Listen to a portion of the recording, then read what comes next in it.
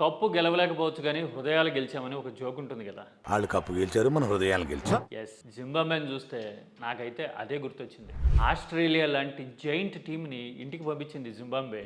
ఇండియాని last match వరకు అలా టోస్ మీద నిలబడేలాగా చేయగలిగింది కదా. రన్ రేట్ని ఇంప్రూవ్ చేసుకునే ఛాన్స్ ఇవ్వకుండా చాలా రోజుల తర్వాత జింబాబ్వే వరల్డ్ స్టేజ్ మీద బెటర్ పర్ఫార్మెన్స్ చూపించింది ఈ టోర్నమెంట్లో అని నాకు అనిపించింది. పైగా సికిందర్ రజా బ్యాటింగ్ బౌలింగ్లోనే కాదు కెప్టెన్సీలో కూడా మెరుపులు మెరిపించాడు కదా. కావాలంటే అభిషేక్ శర్మని అవుట్ చేయడానికి ముందు సికిందర్ రజా బౌలర్కి ఎలాంటి ఇన్స్ట్రక్షన్స్ ఇచ్చాడో చూస్తే గనక అతను ఎంత బ్రిలియంట్ కెప్టెనో అర్థమవుతుంది. జింబాబ్వే మెరుపులు చూస్తే నాకైతే 25 ఏళ్ల నాటి హీత్ స్ట్రిక్ కెప్టెన్సీలో Andy Flower, Grant Flower, Alastair Campbell లాంటి పొటెన్షియల్ ప్లేయర్లతో కనిపించిన జింబాబ్వే గుర్తొచ్చింది. మీకు గుర్తుందా? వన్డేలైనా టెస్ట్లైనా జింబాబ్వే మహా టీములకి ఎలాంటి ఫైట్ ఇచ్చేదో. నాకైతే 2000లో అనుకుంటా ఇండియాతో జరిగిన టెస్ట్ సిరీస్లో యాండీ ఫ్లేవర్ ఆడిన ఇన్నింగ్స్ గుర్తొస్తే ఆశ్చర్యం అనిపిస్తుంది ఇప్పటికీ.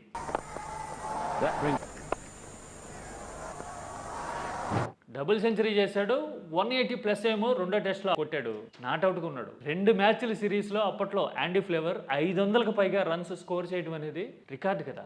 మళ్ళీ జింబాబ్వేకి అలాంటి రోజులు రావాలి అని నేనైతే కోరుకుంటాను. ఇంతకీ ఆ వింటేజ్ జింబాబ్వే మీకు గుర్తుందా? గుర్తుంటే కనుక కామెంట్లో చెప్పండి.